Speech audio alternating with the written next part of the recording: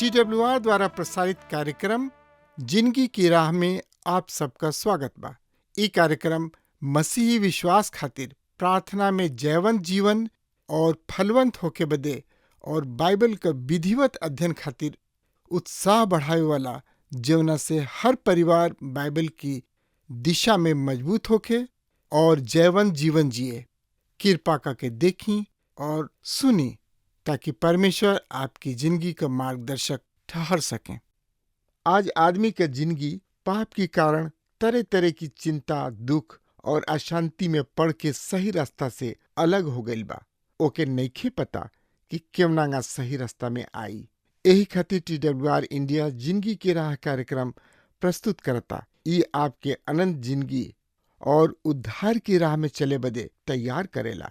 कृपा करके देखी, सुनी ताकि परमेश्वर आपकी जिंदगी का रास्ता बतावे वाला ठहरस। विस्तार से आगे बढ़े से पहले मन के तैयार करे बदे सुनी एगो आत्मिक सुंदर गीत।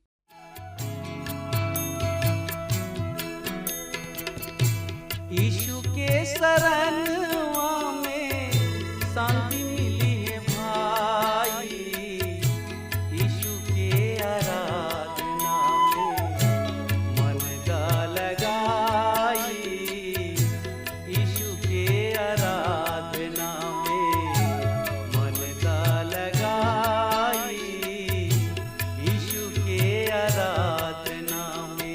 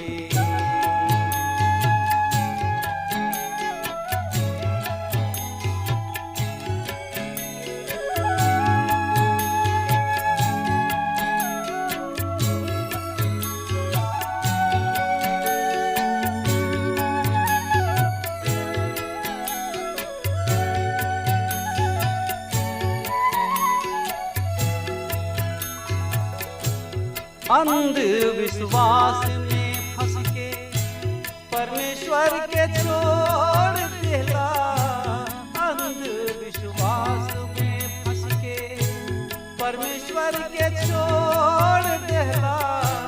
सोच विचार के देखा जिंदगी में का पैला, माटी के शरीर एक दिन माटी के शरीर एक दिन माटी हो जा।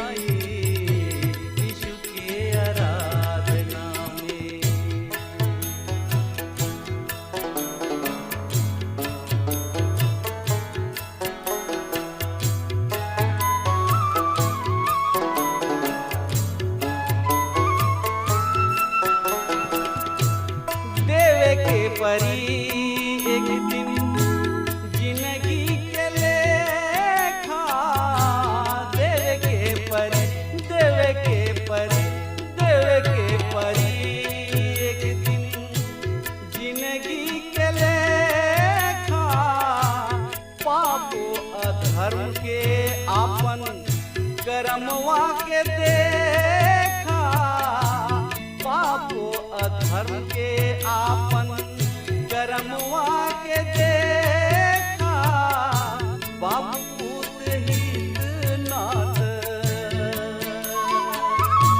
बाप पूत हित नाथ, केहू ना बचाई, यीशु के शरणवा में शांति मिली है भाई, यीशु के आराधना में मन त लगाई, यीशु के आराधना में।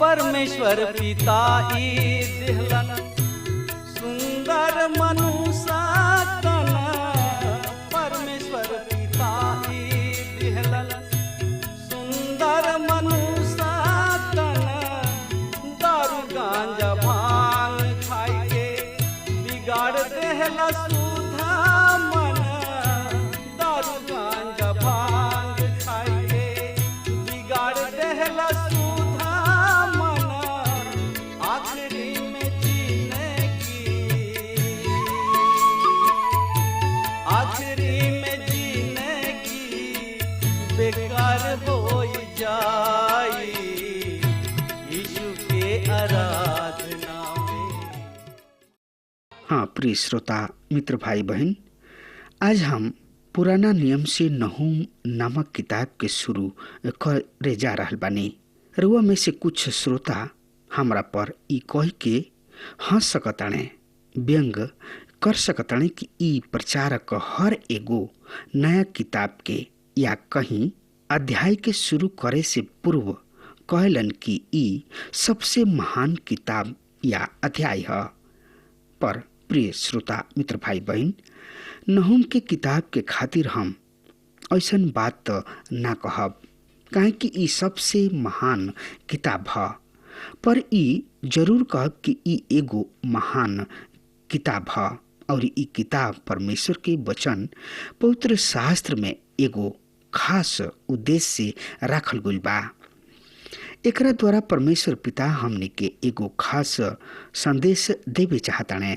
नहूम के किताब के अध्ययन शुरू करे से पहले हम चाहब कि हम एगो पुनः ओ बिंदु पर विचार कर ली जा जौन की बाइबल अध्ययन में हमने के सहायक हुई। हम अरुआ के एक खाली फिर वो सब बात के बता दी जौना के आधार पर रुआ अपना पवित्र शास्त्र बाइबल के अध्ययन कर सकतानी।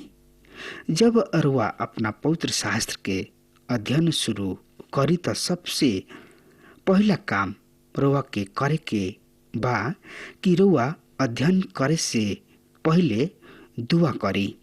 दूसरा काम अपन पवित्र शास्त्र बाइबल के पढ़ी और तीसरा का काम रुआ पवित्र शास्त्र बाइबल के अध्ययन शुरू करी और चौथा का काम रुआ के ई करे के बा कि रुआ जौन कुछ अध्ययन कैले बानी ओकरा ऊपर मनन चिंतन करी, दूसरा सब में बाटी अर्थात दूसरा सब के बता दी। तब दूसरा सवाल हमार ई बा कि पवित्र शास्त्र बाइबल के हर एगो अध्याय के अध्ययन कौना तरी करी। एकरा खातिर रुआ हर एगो अध्याय में कुछ बातन के खोजी। सबसे पहला बात जौन की रुआ के खोजे के बा ऊ ई की अध्याय के शीर्षक खोजी कि अमुक अध्याय के शीर्षक का होके के चाहिए। दूसरा बात सबसे महत्वपूर्ण पद खोजी। तीसरा का बात अध्याय में आवे वाला प्रमुख शब्द के खोजी। चौथा का बात मसीह यीशु के विषय में शिक्षा के खोजी। पांचवा बात वो प्रतिज्ञा खोजी जौना के रउआ दावा कर सकतानी। छठवीं बात, पालन करे खातिर आज्ञा खोजी तथा सातवा बात, नवीन सत्य के रउआ खोजी और ओकरा के सीखी। और ए तरी से यदि रुआ आपन बाइबल अध्ययन के शुरू करी त रुआ जरूर से जरूर लाभ उठाई। हमरा आशा बा कि व्यक्तिगत अध्ययन करत समय यह बात के ध्यान रखी और लाभ उठाई। नहुम नामक ई छोट किताब जना के हम अध्ययन करे जा रहल बानी एगो ऐसन किताब ह जौना किताब पर बहुत कम प्रवचन सुने के मिलेला। एक किताब पर केवल ओकर ध्यान गोल बा जे ई कहलन कि नहुम नबी में मोटर तथा कार के विषय में नबूवत कइले बाड़े। नहुम के दूसरा अध्याय के चौथा पद में लिखित यह वचन के जहाँ ई लिखल बा कि रथ सड़क पर बेग से दौड़ेला, ऊ चौराहा पर एने ओने भागेला, ऊ मसाला सब से दिखाई देला, ऊ बिजली के समान एने ओने दौड़ेला। यह वचन के कुछ प्रचारक ऐसन मानलन कि ई मोटर कार के विषय में भविष्यवाणी है। हाँ श्रोता मित्र भाई बहन, सही में यहाँ मोटर या कार के विषय में कोनो भी नबूवत नहीं के, पर हम अपना अध्ययन के समय ये विषय के जरूर देखब। अब जौन की कुछ हम नहूम की किताब में देखे जा रहल बानी उ एगो महत्वपूर्ण नबूवत है, पर रुआ कहब उ तो बहुत पुराना बात हो चुकल बा। हम नहूम के विषय भी व्यक्तिगत रूप से बहुत कम जानतानी। नहूम के पास केवल एगो विषय रहे और उ विषय रहे असुर देश के राजधानी निननवे के विरुद्ध परमेश्वर के दंड। उनकर समस्त नबूवत के विषय निननवे के दंड है और ई नबूवत भी पूरा हो चुकल बा। तो पाठक ई सवाल कर सकतानी कि ई नबूवत आज के संदर्भ में कैसन उपयोगी ठहर सकेला। एकर वर्तमान में का लाभ बा? ई हमनी के समकालीन सभ्यता व संस्कृति में कौना तरी ठीक यानी कि फिट बैठता? का नहूम के पास हमनी खातिर भी कोनो संदेश बा? हाँ श्रोता मित्र भाई बहन, परमेश्वर के वचन के सुंदरता व विशेषता बा कि हमनी के जहाँ से भी एकरा के पढ़ब जा हमनी के एगो बहुत ही महत्वपूर्ण संदेश मिली। कुछ संदेश तो सीधा हमनी के लिखल गइल बा, पर जवन हमनी के नइखे लिखल गइल उ भी हमनी के खातिर बा। ऐसे एक किताब के संदेश अधपि 99 के लोगन के दिहल गइल, तबहुओ ई संदेश हमनी के खातिर भी बा। जहाँ तक एक किताब के लेखक के सवाल बा, एक किताब के लेखक खुद नहूम हमें और नहूम के अर्थ संतावना दाता अर्थात चैन देवे वाला। पर जौन संदेश उ देवे जा रहल बने उ दंड के संदेश है जेकरा में चैन नहीं खे। तो अपना नाम के अनुसार नहूम के संसार कैसे स्वीकार करी? ई चैन देवे वाला आदमी हमें उ संतावना दाता कैसे सिद्ध हो सकताने? हाँ श्रोता मित्र भाई बहन, ई रुआ पर निर्भर करता कि रुआ न्याय अर्थात दंड के कौना रूप में लिहिना। यदि दंड राउर शत्रु के विरुद्ध है, ऐसन शत्रु जेकरा के कारण रुआ सदा भयभीत रहना, उ जौन की सदा रुआ पर प्रबल रहला, रुआ पर प्रभुता करला, तब दंड रुआ खातिर निश्चित रूप से संतावना के कारण हुई। रुआ के जरूर चैन मिली। तो नहूम के नाम के अर्थ बा संतावना देवी वाला, काहे कि नहूम ऐसन ही संदेश लेके आवेलन जौन की इस्राएल अर्थात यहूदा के शत्रु के विरुद्ध बा। नहूम से हमनी के परिचय किताब के प्रमुख पद ही में हो जाता, जहाँ लिखल बा 99 के विषय नबूवत एलगोशी नहूम के दर्शन के किताब। 99 के विषय नबूवत ई एलगोशी के ह। यहाँ पर हमनी के पढ़ने जा एलगोशी नहूम के दर्शन के किताब। तो सवाल उठता कि एलगोशी के ह। प्रिय श्रोता मित्र भाई बहन, एलगोशी नगर के अनेक पहचान बा। ई एगो नगर के नाम ह और पवित्र बाइबल में अनेक एलगोशी नगर ह। सबसे पहले असूर देश में एलगोशी नगर है, जौन की 99 के खंडहर से कुछ मील उत्तर दिशा के ओर रहे। शायद नहूम वहाँ रहल होखस और वहाँ से वो 99 महान नगर के खातिर नबूवत के होखे और कौना तरी दानियल बेबीलोन के खातिर नबूवत के वही तरी से नहूम ओ स्थान में रह के नबूवत कैले होखस। सही में हमरा विचार से ई बात सच नहीं हो सकत, काहे कि किताब के विषय वस्तु से प्रकट होता कि नहूम वहाँ अर्थात 99 नगर कबो न गोलन और ना ही परमेश्वर उनका के वहाँ जाए खातिर बुलौले रहन। तब दूसरा व्याख्या के अनुसार गलील प्रांत में एलगोशी नामक एगो गांव रहे। जेरोम नामक इतिहासकार ई प्रमाण देले रहन कि गाइड उनका के एगो ऐसन देखौले रहन जौन की नहूम जन्मल रहन। आचार्य जॉन डेविस कफरनहूम नगर के अर्थ नहूम बतावेलन। यदि कफरनहूम एगो इब्रानी हवे तो ई स्पष्ट बा कि या तो नहूम के वहाँ जन्म भइल रहे या फिर ई वहाँ रहत, या तब यहाँ तीसरा व्याख्या बा। तीसरा व्याख्या के अनुसार यहूदा प्रांत के दक्षिण में एगो स्थान या जेकर नाम एलगोस रहे। सो एह तरी हम देखतानी कि एलगोस एगो सामान्य नाम रहे, उसे कहीं भी देखल जा सकत रहे। जैसे कि हमनी के देश में भी अनेक नाम ऐसन बा जौन के रुआ क्षेत्र, धर्म व जाति के सीमा सब के बंधन सब में नहीं बांट सकत। उ एह बंधन सब से पूर्णतः आजाद पावल जाले। रुआ उन्हें कहीं भी देख सकतानी।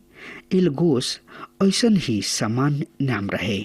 नहूम एलगोस नगर के रहे वाला रहन, इससे उनका के अलगोस नहूम कहल गुल बा।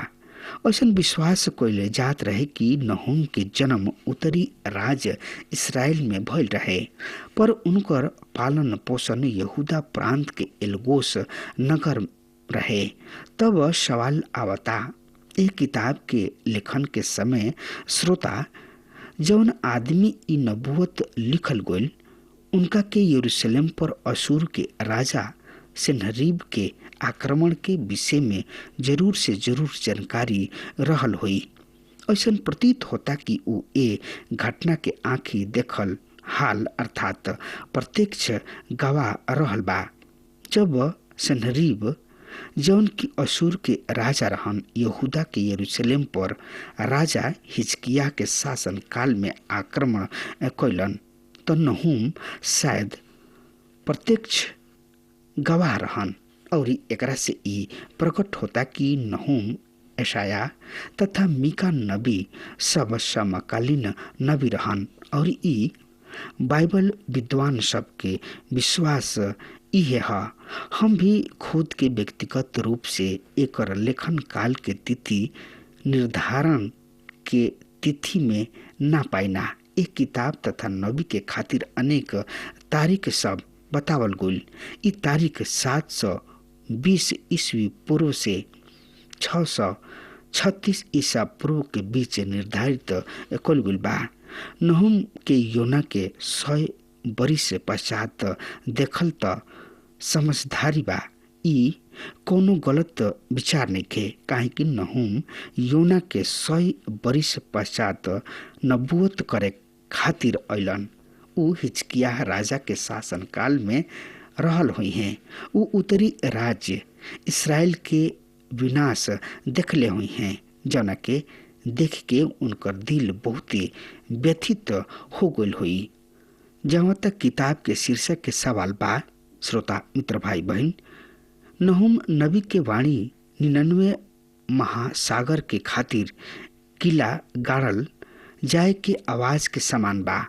रुआ जानतानी कि जब किला गाड़ल जाला त कौना तरी से ठक ठक के आवाज होला और एकर आवाज दूर तक जाला और निरंतर जाला।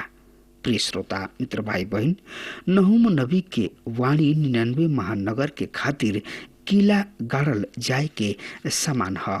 ऊ संपूर्ण असुर देश के विरुद्ध दंड के घोषणा करताड़े। 99 असुर के राजधानी रहे। राजधानी के विरुद्ध दंड के घोषणा से तात्पर्य बा संपूर्ण देश के विरुद्ध दंड के घोषणा। हम नहूम तथा योना के किताब सबके साथ साथ पढ़ल पसंद करीना, काहे कि एकरा में केवल 100 या 150 बरिस के अंतराल बा। योना नहूम से 100 अथवा 150 बरिस पूर्व 99 नगर परमेश्वर के संदेश से लेके पहुंचल रहन। वहाँ योना के किताब में ए विषय में पढ़नी हजा, जब योना परमेश्वर के संदेश लेके 99 नगर के गोलन त ओकरा में समस्त नगर पश्चाताप कैलस। समस्त नगर परमेश्वर के वचन के स्वीकार कैले, उनका पर विश्वास कैलन। उ उपवास के घोषणा कैलन और बड़ से लेके छोट तक सब केहू टाट ओढ़ले। तब ई समाचार 99 के राजा के पास पहुंचल त ऊ सिंहासन पर से उठ के अपना राजसी वस्त्र उतार दिले और ई टाट ओढ़ के राख पर बैठ गलन। फिर ई घोषणा करवौले, राजा और प्रधान सब के अनुसार 99 में ना कोनो मनुष्य, ना कोनो पशु, ना चिड़ै चुरुंग सब के झुंड चिखल। उ ना तो कुछ खैले और ना ही पियले, पर मनुष्य और पशु दोनों टाट ओढ़ले और लोग गिड़गिड़ा के परमेश्वर के दोहाई दिले कि प्रत्यक्ष अपना दुष्ट चाल से और अपना उपद्रव के कार्य सब से पछताप करे। के जाने परमेश्वर पलटकर दया क देस और अपना भड़कल प्रकोप के हटा देस कि हम नाश ना होखी। जब परमेश्वर उनका काम के देखले कि ऊ अपन दुष्ट चाल से फिर गोल बाणे लोग, तब दया क के ओह विपत्ति के जौन की उनका पर डाले के घोषणा भी क दिले रहन, सो एह तरी से हम देखतानी कि ऊ हट गइल। दूसरा शब्द में कहल जाए श्रोता मित्र भाई बहन, सो एह तरी से हम देखतानी कि योना के संदेश के द्वारा 99 के लोगन सब पछताप कैलन और परमेश्वर उन्हें क्षमा भी कैले। 99 विशाल नगर है। योना 3 अध्याय के 3 पद के अनुसार 99 महानगर के घूमे में 3 दिन लागत रहे, जैसे कि यहाँ लिखल बा। अतः यहोवा परमेश्वर के वचन के अनुसार योना उठ के 99 के गोलन।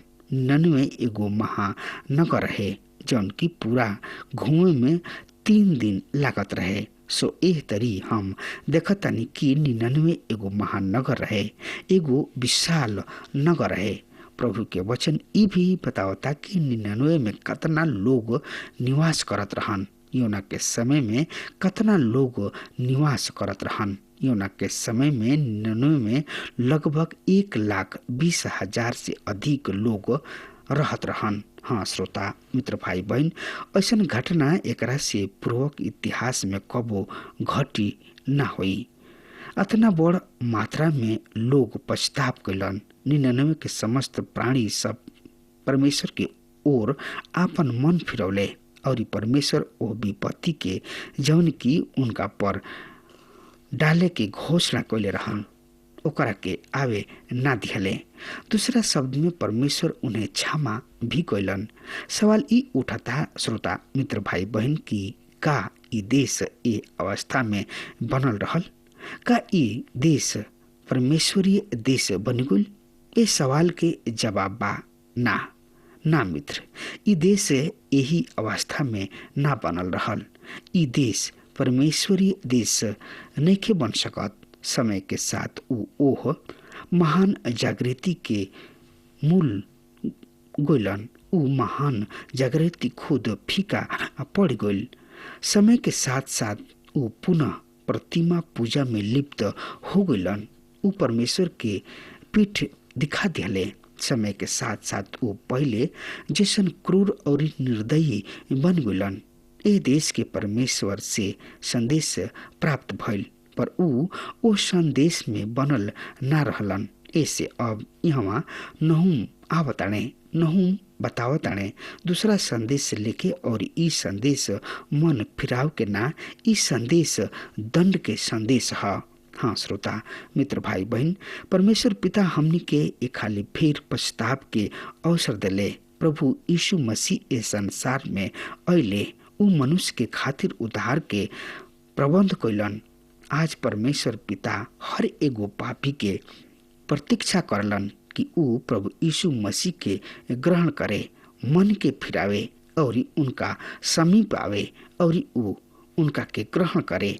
पर जब प्रभु यीशु मसीह अपना दूसरा आगमन पर आई हैं, उस समय ऊ पछताव के अवसर ना होई। उस समय ऊ मन फिराव के संदेश लेके ना अइहन। उस समय वो दंड के संदेश लेके आई हैं। हमके आज वर्तमान में खुद के तैयार करे के आवश्यकता नइखे। हमके परमेश्वर के वचन में बनल रहे के आवश्यकता बा। हमार विश्वास बा नहुम नबी इसराइल के दक्षिण राज्य में रहत रहन और ऊ 99 कभी ना गुलन। तब सवाल ई उठता कि यदि परमेश्वर योना के 99 भेज सकत रहन त ऊ नहुम के काहे न भेजले। हाँ श्रोता मित्र भाई बहन, परमेश्वर पिता अपना उद्देश्य के पूरा करे खातिर भिन्न भिन्न परिस्थिति में भिन्न भिन्न ढंग के प्रयोग करत रहन। परमेश्वर योना के 99 भेजले, काहे कि 99 एगो महादुष्ट नगर रहे, पर ऊ परमेश्वर के ओर से अनभिज्ञ रहन। उन्हें परमेश्वर की ज्ञान ना रहे। ऊ परमेश्वर के परिदृश्य के ना जानत रहन। और जब परमेश्वर के संदेश उनका तक पहुंचल तो सब के सब नगर परमेश्वर के ओर फिर गइल।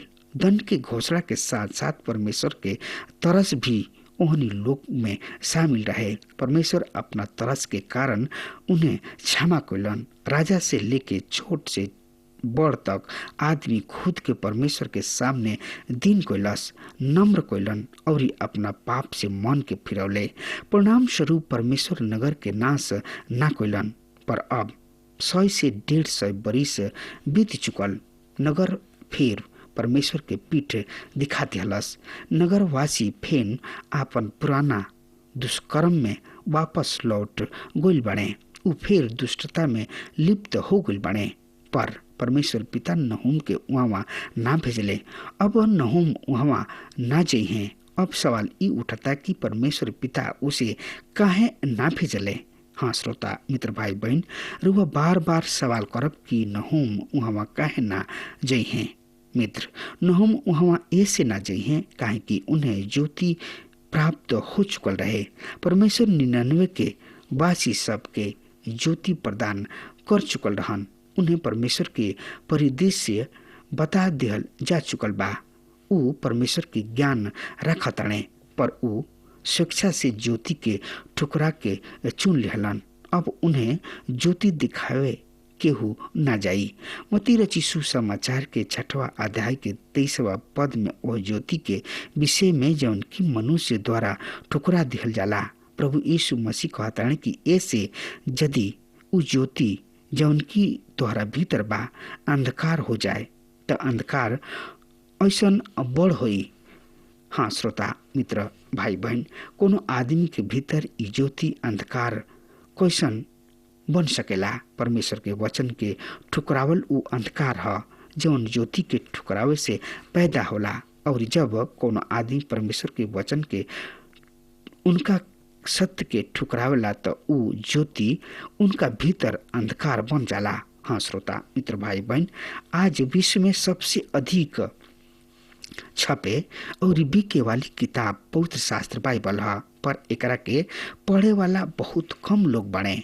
मित्र, असुर उ देश रहे जौन की ज्योति प्राप्त भइल रहे, पर एकर परिणाम भइल प्रभु यीशु मसीह के शब्द में ऐसे यदि उ ज्योति जौन की तोरा भीतर बा उहे अंधकार बन जाए तो उ अंधकार कैसन होई। असुर के ज्योति मिलल, परमेश्वर के ओकरा तक आपन संदेश के भेजले, उ सुनले, पछताप कैलन, परमेश्वर के और आपन मन के फिरौले और कुछ समय खातिर जीवित व सच्चा परमेश्वर के सेवा भी कैलन। उ सामान्य रूप से एगो जागृति रहे और विश्व के एगो महान जागृति रहे। ई बहुत ही सुख रहे और ई सुने में भी बढ़िया लागत रहे। ई समान रूप से एगो जागृति रहे और विश्व के एगो महान जागृति रहे। ई सुख रहे और ई सुने में बहुत रुचिकर रहे, पर ई टिकाऊ व अस्थायी न रहे। आज भी हम ये तरीके आत्मिक जागृति देखतानी, पर उनकर प्रभाव कितना समय तक दिखाई देता, अर्थात तो उनकर प्रभाव शीघ्र ही धूमिल पड़े लगता। हाँ श्रोता मित्र भाई बहन, अब हमार समय खत्म हो रहा, तब तक खातिर वो हमरा के आज्ञा दी। परमेश्वर वा के बहुत बहुत आशीष देस। आमीन। हमके विश्वास बा कि ई कार्यक्रम आप सब खातिर फायदेमंद सिद्ध भइल हुई। अगर आप सबके लगे बाइबल से चाहे आपकी निजी जिंदगी से कोनो सवाल होके चाहे कोनो समस्या खातिर प्रार्थना करावे चाहतनी तो हमारी फोन नंबर पर जरूर संपर्क करें और आज का दिन आप खातिर सुखद बने।